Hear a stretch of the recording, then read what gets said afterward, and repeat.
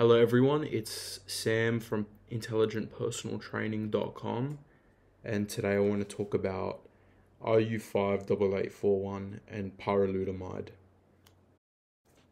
This video is going to be a deep dive into both compounds, comparing characteristics between the two, allowing you to make a more informed decision.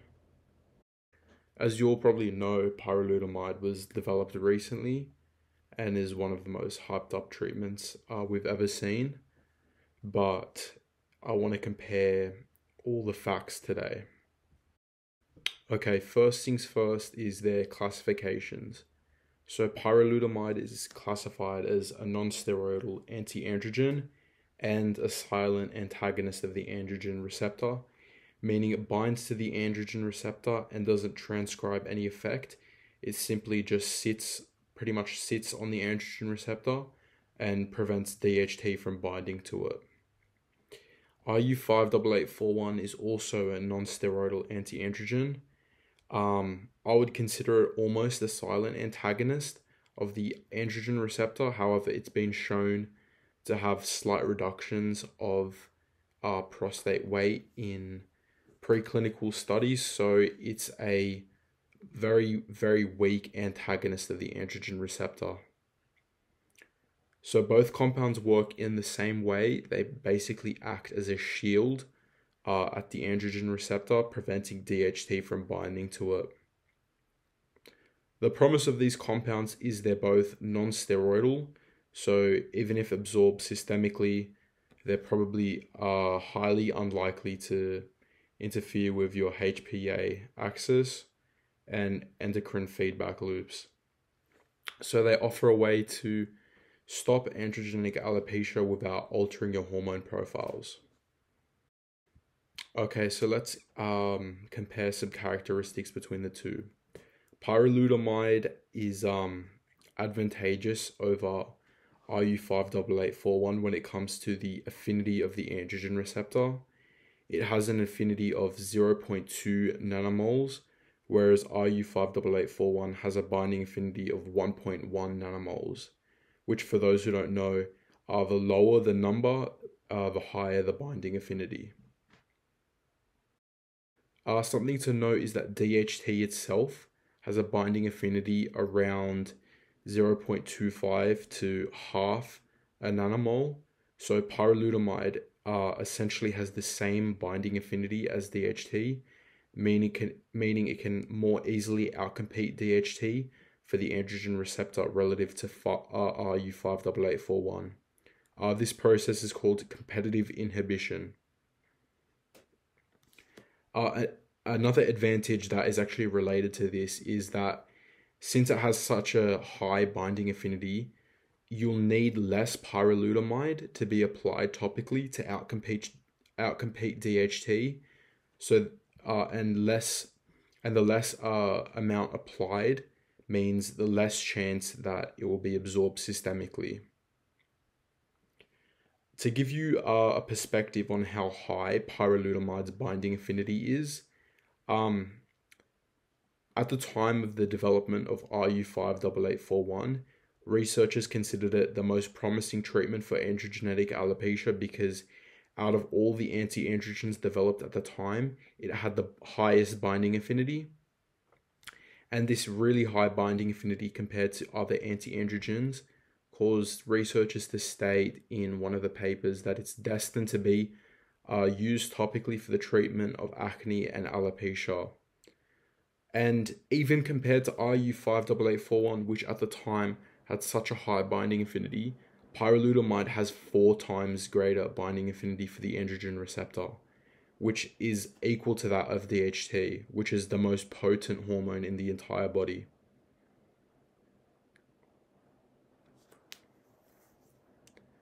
Another advantage pyrrolutamide holds over RU58841 is it has more research data in humans. Even though RU58841 has been one of the most extensively studied compounds in preclinical animal models, there's more human data for pyrrolutamide publicly available. All 3 phases in human clinical trials of pyrrolutamide noted no side effects systemically. No anti-androgenic systemic side effects were noted, and the only side effect, I believe, was contact dermatitis. As a lot of you would know from watching some of my past videos on RU58841, it actually had 2 human clinical trials conducted on it. Unfortunately, they weren't published, but according to a statement on a company's old website that studied RU58841 and also renamed it to PSK3841, it was mentioned to have no systemic anti-androgenic effects. Also, a statement released about RU58841